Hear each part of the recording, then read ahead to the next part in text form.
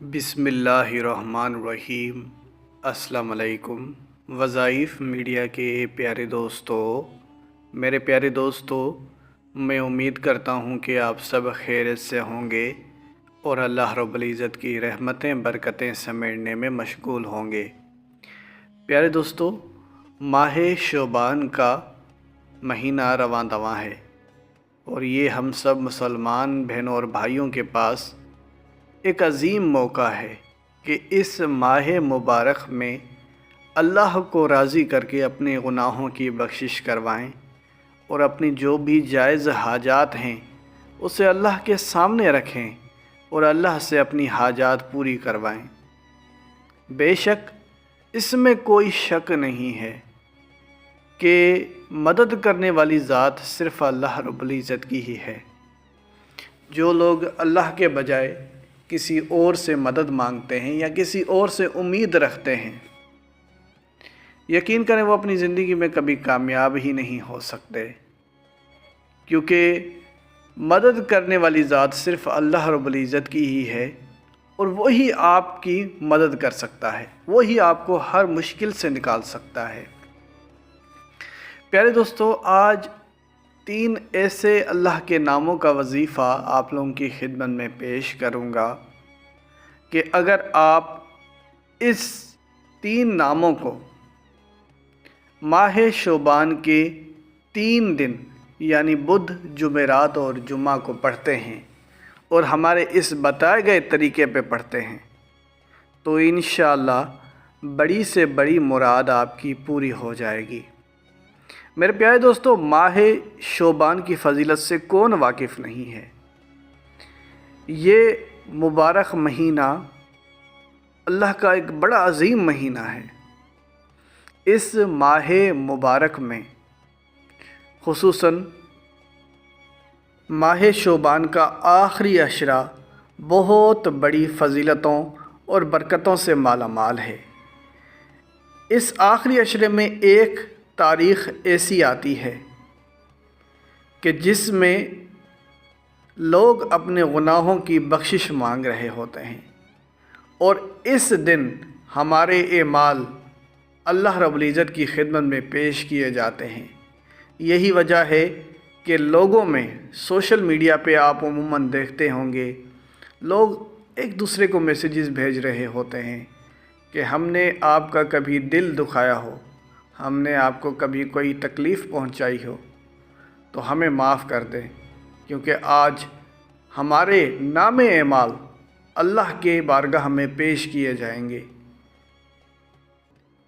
تو اس لحاظ سے اس دن کو بھی بڑی فضیلت حاصل ہے۔ تو ایسے میں ہم سب مسلمان بہنوں اور بھائیوں کو یہی چاہیے کہ اس پورے ماہ مبارک میں اللہ رب العزت کی جتنی عبادت کر سکتے ہیں کریں اور اللہ کو جتنا راضی کر سکتے ہیں کریں۔ اللہ کو راضی کیسے کیا جا سکتا ہے؟ وہ کام جسے کر کے اللہ رب العزت خوش ہو جائے، اور وہ کام کیا ہے؟ سب سے پہلی تو فرض نماز ہے۔ جو لوگ فرض نماز کو چھوڑ کے صرف وظائف میں لگ جاتے ہیں وہ اپنی زندگی میں کامیاب نہیں ہو سکتے، کیونکہ نمازیں تو ہم سب مسلمان بہنوں اور بھائیوں پر فرض ہیں۔ اس کے بغیر تو آپ کا وظیفہ ہی نامکمل ہے۔ تو وظیفہ آپ کا تب ہی قبول ہوگا جب آپ نمازوں کی سختی سے پابندی کریں گے۔ تو پہلی چیز تو یہ کہ اللہ کو راضی کرنے کے لیے ہمیں نمازیں پڑھنی چاہیے، کیونکہ اللہ سے تعلق بڑھانے کے لیے نماز سے بڑا اور کوئی عظیم عمل نہیں ہے۔ اور دوسرا، اللہ کے بندوں کے ساتھ اچھا سلوک کرنا۔ جو لوگ اللہ کے بندوں کے ساتھ اچھا سلوک کرتے ہیں اللہ رب العزت بھی ان کے ساتھ اچھا سلوک کرتا ہے۔ پیارے دوستو، اب ہم چلتے ہیں آج کے اس خاص وظیفے کی طرف کہ جو کہ آپ نے شعبان کی 3 تاریخوں میں کرنا ہے، یعنی شعبان کی پہلی بدھ، جمعرات اور جمعہ۔ ماہ شعبان کی یہ پہلی بدھ، جمعرات اور جمعہ ہے۔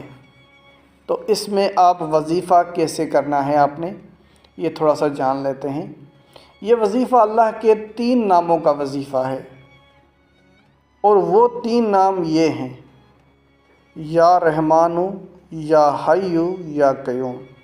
یا رحمانو، یا حیو، یا قیوم۔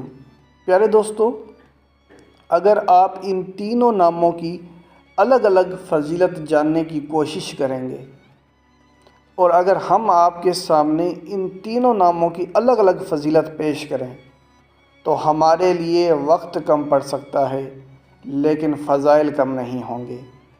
اس لیے ہم ان کے لیے ان ناموں کی الگ الگ فضیلت کسی اور ویڈیو میں بیان کریں گے۔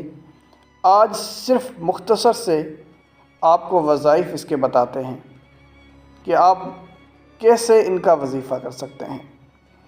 جیسے یا اللہ، معاف کیجیے گا، یا رحمانو اللہ کا ایسا صفاتی نام ہے کہ اگر کوئی بھی شخص کسی بھی جائز حاجت کے لیے اللہ سے دعائیں کرتا ہے تو وہ یا رحمانو پڑھ کر اللہ سے دعا کرے، انشاءاللہ اس کی بڑی سے بڑی حاجت پوری ہو جائے گی۔ اس کے علاوہ اگلے 2 نام ہیں یا حیو، یا قیوم۔ یا حیو، یا قیوم کی الگ الگ فضیلت بھی ہے، لیکن ان 2 ناموں کو اکٹھا پڑھنے سے ہر ایک جائز حاجت پوری ہو جاتی ہے اور رزق میں اضافہ ہوتا ہے۔ پیارے دوستو، اب ان 3 ناموں کو جوڑ کے پڑھنے کا کتنا بڑا فائدہ ہوگا، اس کا کوئی عام مسلمان تصور نہیں کر سکتا۔ یہ بہت بڑے نام ہیں اور بہت بڑی فضیلت والے عمل ہیں۔ تو وظیفہ کیسے کریں گے یہ ابھی آپ کے سامنے پیش کریں گے کہ 11 بار آپ نے درود پاک پڑھنا ہے، پھر آپ نے 330 بار یا رحمانو، یا حیو، یا قیوم، پھر دوبارہ پڑھیں گے یا رحمانو، یا حیو، یا قیوم، یا رحمانو، یا حیو، یا قیوم۔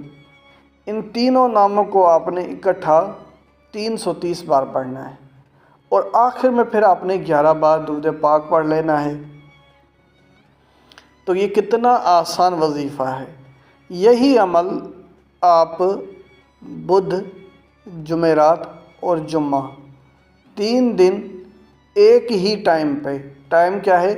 بعد نماز عصر، بعد نماز عصر آپ تینوں دن بدھ، جمعرات، جمعہ آپ نے یہ وظیفہ کرنا ہوگا، اور باوضو حالت میں کرنا ہوگا، اور ساتھ ہی ساتھ نمازوں کی پابندی بھی کرنی ہوگی۔